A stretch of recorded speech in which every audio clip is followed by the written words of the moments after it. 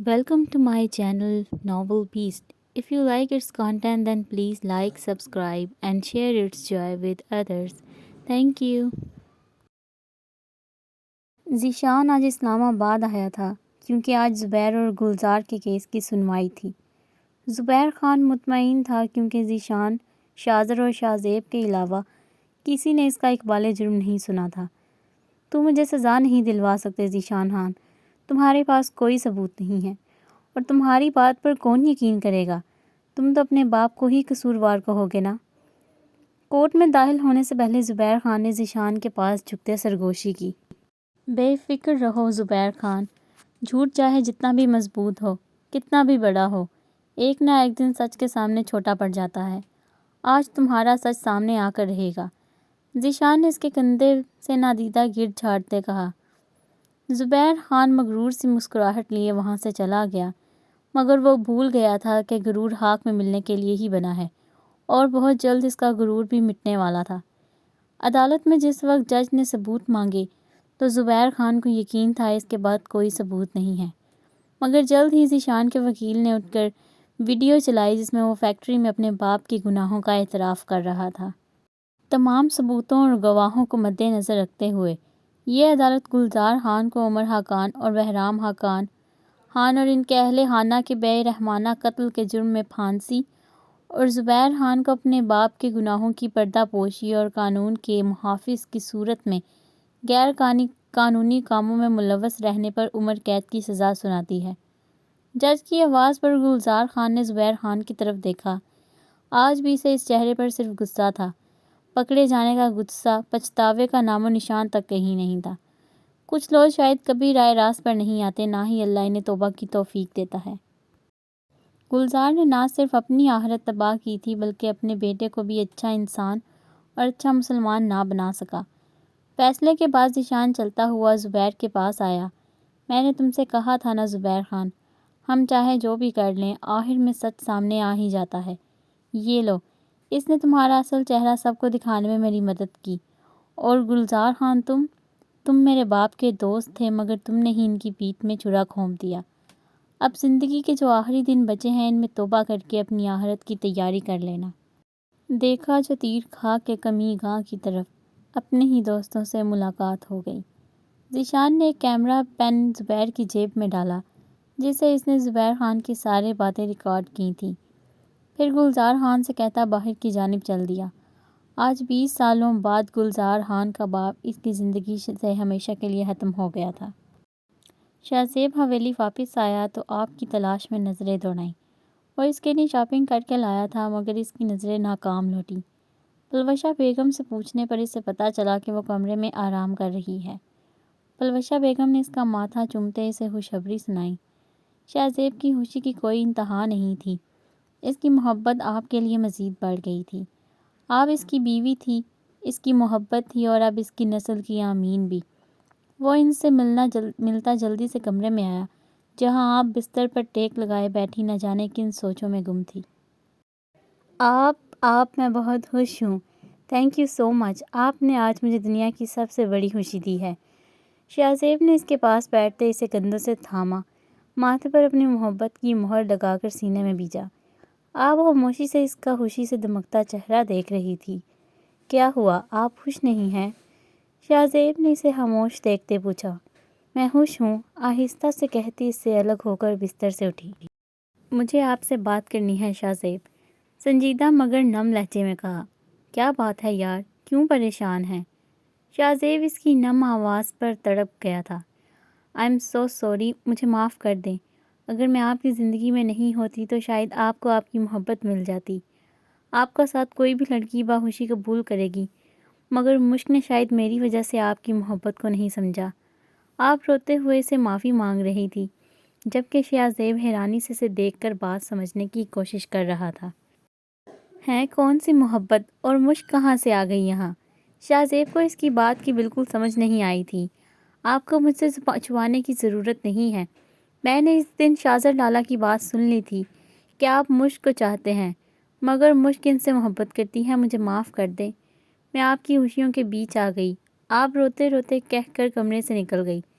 شاہ زیب جو سارا معاملہ سمجھنے کی کوشش کر رہا تھا اسے روک بھی نہ سکا۔ کچھ دیر سوچنے کے بعد اس کے ذہن میں چمکا ہوا۔ شاہ جب اسے عمر کی بے گناہی کا بتا رہا تھا تو آپ کا فون آنا اور بعد میں اس نے دیکھا تو کال چل رہی تھی، مطلب وہ بیوقوف لڑکی آدھی بات سن کر اس دن سے خود کو اور اسے اذیت دے رہی تھی۔ اسے آپ سے زیادہ خود پر اور شاذر پر غصہ آیا تھا۔ اس معصوم نے تو جو سنا اسے سچ سمجھ بیٹھی اور پھر اس سے لڑنے کی بجائے خود اتنے دنوں سے اندر ہی اندر گھلتی رہی۔ کوئی اور لڑکی ہوتی تو اب تک لڑ لڑ کر برا حال کر دیتی۔ اس نے جیب سے موبائل نکال کر شاذر کو فون کیا جو 2-3 بیلز کے بعد اٹھایا گیا۔ گھٹیا کمینے، چول انسان، منحوس آدمی، اللہ تجھے پوچھے۔ شاہ زیب نے اس کے فون اٹھاتے ہی اسے کوسنا شروع کر دیا۔ صبر صبر، ٹھنڈ رکھ بھائی، نہ سلام نہ دعا، کیا ہو گیا؟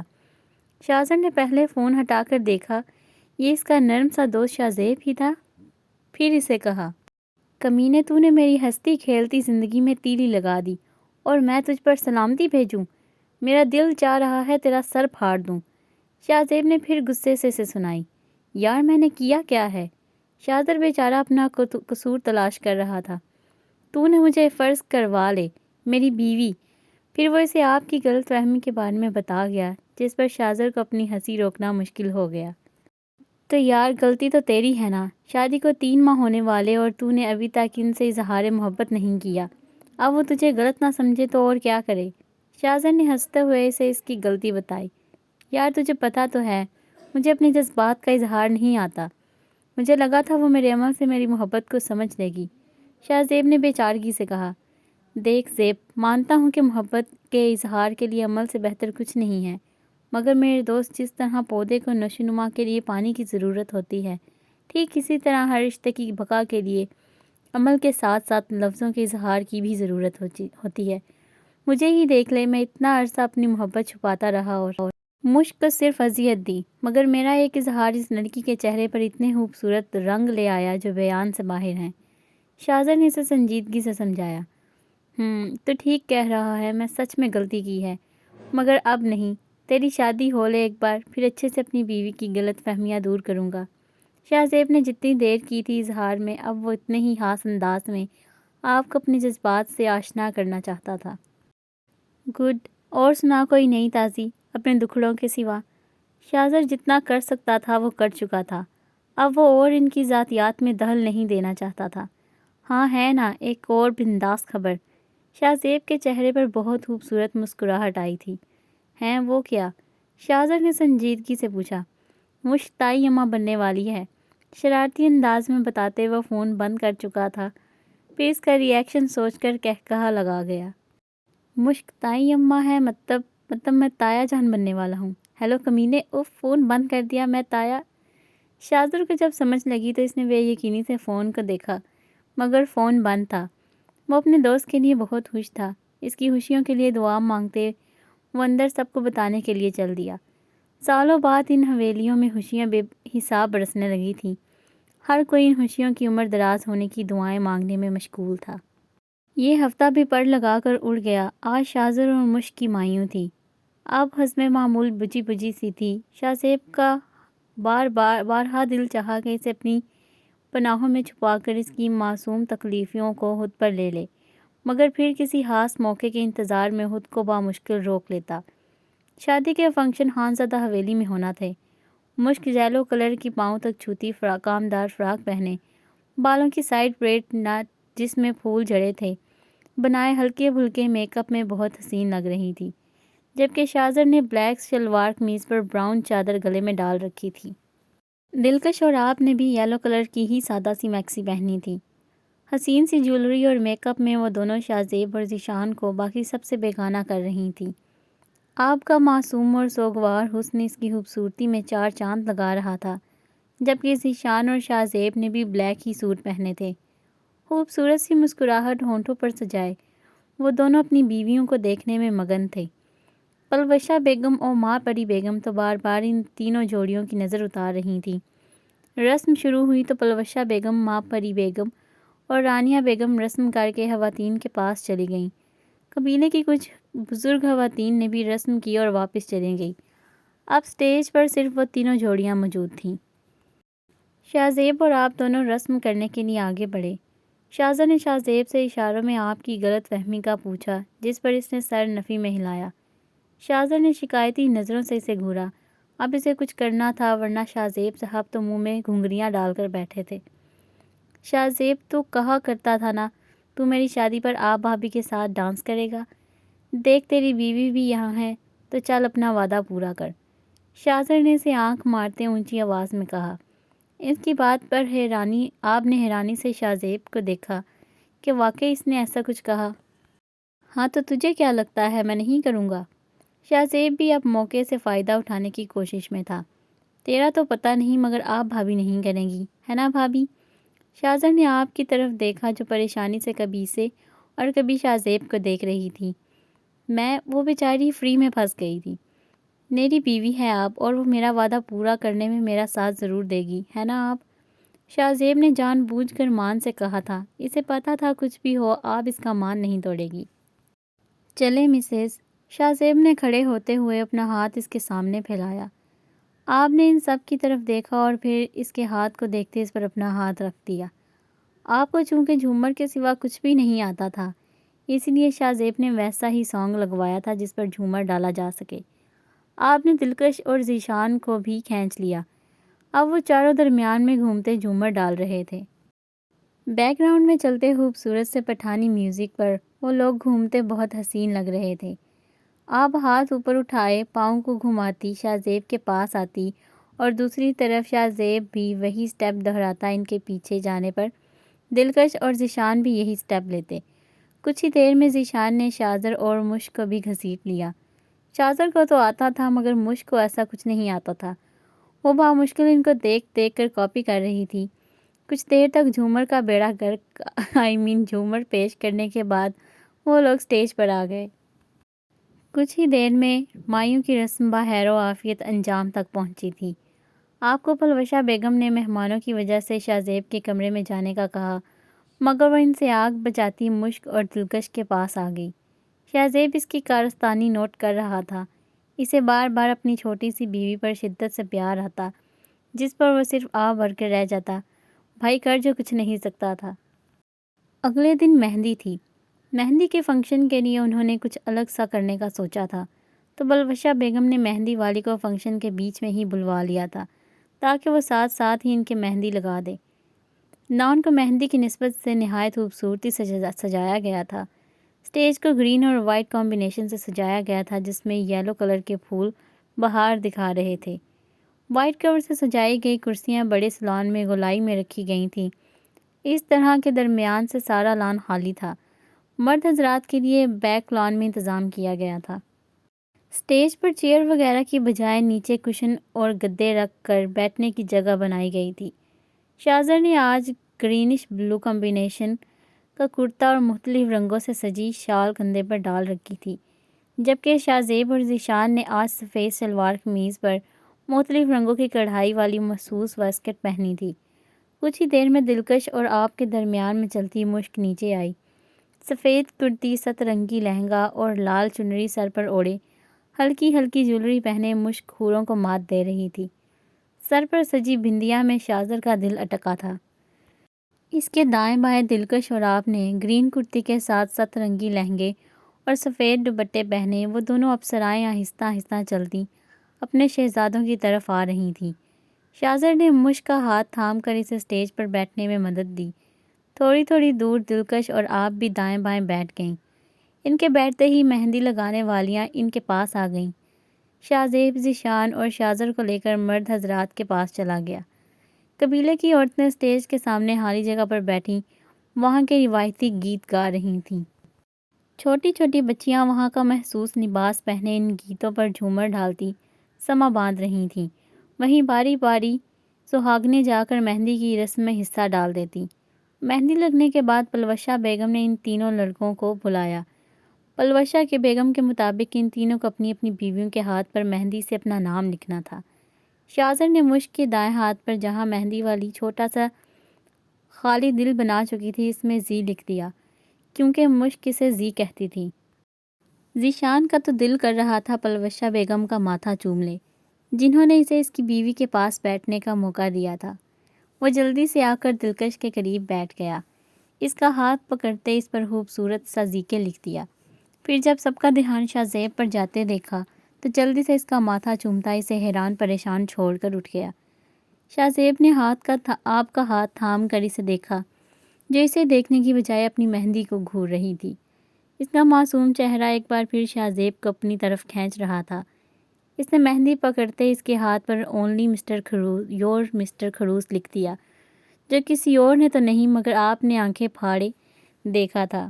شاہ زیب اس کے تاثرات دیکھ کر مسکرا دیا اور پھر اس کے کان کے قریب جھکا۔ I am only your Mrs Shahzeb Khan زادہ۔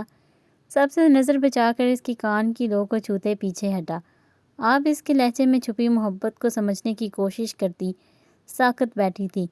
اس طرح ہنستے کھیلتے یہ دن بھی تمام ہوا کہ وقت چاہے کتنا بھی حسین ہو گزر ہی جاتا ہے، پھر چاہ کر بھی وقت کی بھاگ دھام کر اسے روک نہیں سکتے۔ اور پھر اگلا دن بھی اپنے جلووں میں کچھ نئی یادیں اور فسانے سمیٹ کر لایا تھا۔ صبح سے خانزادہ حویلی میں بھاگ دوڑ مچی ہوئی تھی۔ ہر کوئی کاموں میں مصروف یہاں سے وہاں گھوم رہا تھا۔ شام کو دلکش اور شہر سے آئی لڑکیوں نے مل کر مشک کو تیار کر دیا تھا۔ مشک نے لال رنگ کا لہنگا پہنا تھا جس پر گولڈن بھرا کام ہوا تھا۔ بالوں کا خوبصورت سا جوڑا بنائے، نفاست سے کیے میک اپ اور جولری پہنے، لبوں کو سرخ رنگ سے سجائے، وہ اس سادی سی مشک سے بالکل مختلف لگ رہی تھی۔ شاہزر نے گولڈن کلر کی کام والی شیروانی اور بڑا سا کلا پہن رکھا تھا۔ ہلکی مونچھوں اور داڑھی میں وہ بھی نظر لگ جانے کی حد تک پیارا لگ رہا تھا۔ ذیشان اور شاہ زیب نے کریم کلر کے کرتے اور سرفیز شلواریں پہنی تھیں، جبکہ دلکش اور آپ نے ساڑی پہنی تھی۔ آپ کی ساڑی سرخ جبکہ دلکش کی بلیک رنگ کی تھی۔ کچھ ہی دیر میں مشک کو شاہزر کے ساتھ لا کر بٹھایا گیا۔ دودھ پلائی کی رسم دلکش نے کی تھی۔ ذیشان ساری رسم میں دلکش کا ساتھ دے رہا تھا، جس پر شاہزر اسے زن مرید کا لقب تک دے چکا تھا، مگر اس پر کوئی اثر نہیں تھا۔ کافی دیر ہلا گلا کر کے شاہزر نے دلکش کو اس کی مطلوبہ رقم دی۔ ساری رسموں سے فارغ ہوتے رخصتی کا شور اٹھا۔ مشک کو اچانک ہی ماں باپ کی کمی شدت سے محسوس ہوئی۔ پلوشہ بیگم نے آگے بڑھ کر ماؤں کی طرح اسے ساتھ لگا کر گاڑی میں بٹھایا۔ موڑے مجھے بھی میری بیوی دے دیں۔ ذیشان نے سب کو سنجیدہ دیکھ کر معصوم سی شکل بنا کر کہا، جس پر سب کا قہقہا چھوٹا، جبکہ دلکش نے خونخوار نظروں سے اسے دیکھا۔ یار مذاق کر رہا تھا میں تو۔ دلکش کی نظریں دیکھتے جلدی سے بولا۔ اس کے اس طرح کرنے پر ایک بار پھر سب کے چہروں پر مسکراہٹ دوڑ گئی۔ خاقان حویلی میں مشک کا استقبال دھوم دھام سے کیا گیا تھا۔ ایک تو قبیلے کے سردار کی شادی تھی، دوسرا اس گھر میں بیٹی کی کمی پوری ہو رہی تھی، جس پر سب لوگ بہت خوش تھے۔ تمام رسموں سے فارغ ہوتے اسے شاہزر کے کمرے میں پہنچایا گیا۔ شاہزر کا کمرہ اپنی مثال آپ تھا۔ کنگ سائز بیڈ، صوفے، قالین، پردے، ڈریسز اور ڈریسنگ روم، ہر چیز بے مثال تھی، مگر ایک چیز جو سب میں مشترک تھی وہ تھا کاپر کلر، جو ان دونوں کا فیورٹ تھا۔ مشک کچھ دیر نظریں گھماتے کمرے کا جائزہ لیتی رہی، مگر دروازہ کھلنے کی آواز پر سیدھی ہوتے سر جھکا گئی۔ اس کے چہرے پر گھونگھٹ دیکھ کر شاہزر حیران ہوا، کیونکہ پہلے وہاں گھونگھٹ نہیں تھا۔ شاہزر مسکراتے ہوئے اس کے سامنے بیٹھا، ہاتھ بڑھا کر گھونگھٹ پلٹا تو چند لمحے مبہوت رہ گیا۔ وہ تو سادگی میں بھی اس کے حواسوں پر سوار رہتی تھی، اور اب تو پھر سر سے پیر تک سجی ہوئی تھی۔ سائڈ دراز سے مخملی کیس پکڑتے اس کے سامنے کیا۔ اس نے کیس کھولا تو اس میں سونے کی خوبصورت پائل کا جوڑا موجود تھا۔ مجھے نا پاکستان میں موجود ایسیسری میں سے وہ بہت پسند ہے جو پاؤں میں پہنتے ہیں، چھن چھن کرتی ہے۔ اس کے کانوں میں بہت سال پہلے کی اپنی آواز گونجی۔ اس نے ٹی وی سیریل میں کہیں پائل دیکھ لی تھی اور وہ نہ جانے کتنے دن اس کے پیچھے پڑی رہی۔ تو میں کیا کروں؟ نہایت خشک آواز میں پوچھا تھا۔ تم مجھے لا کر دو گے نا، اور پہناؤ گے بھی؟ اس لڑکی کی آنکھوں میں ہزاروں دیوں کی جگمگاہٹ تھی۔ میرے پاس ایسے فضول کاموں کے لیے وقت نہیں ہے، اور پلیز میرا دماغ خراب کرنا بند کرو۔ شاہزر اس جگمگاہٹ سے ڈر گیا تھا۔ شاید اپنا بھرم کھلنے کا ڈر تھا، اس نے اسے جھڑک گیا، جس پر اس کا دل کرچیوں میں تبدیل ہوا تھا۔ مگر آج یہ گفٹ دیکھ کر وہ بنا کہے سمجھ گئی تھی کہ اس سے جڑی ایک ایک بات سامنے بیٹھے انسان کی دل پر نقش ہے، جس کی وہ ملکہ ہے۔ شاہزر نے محبت سے پائل اس کے پاؤں میں پہنائی تھی، پھر اس کے ماتھے پر عقیدت کی مہر ثبت کرتے پیچھے ہٹا۔ آؤ مشت نوافل ادا کر لیں۔ آج کے دن کے خواب میں نہ جانے کب سے دیکھے تھے، مگر یقین نہیں تھا کہ وہ کبھی سچ بھی ہو سکیں گے یا نہیں۔ مگر اللہ واقعی ہی بہت رحمان ہے، اس نے مجھے میری سوچ سے بڑھ کر نوازا ہے۔ شاذر اس کے سامنے بیٹھا جذبے کے عالم میں کہہ رہا تھا۔ ان دونوں نے اٹھ کر سجدہ شکر ادا کیا، کیونکہ محبت کی قدر صرف انہیں ہوتی ہے جنہیں یہ آزمائشوں کی بھٹی میں جلنے کے بعد ملتی ہے۔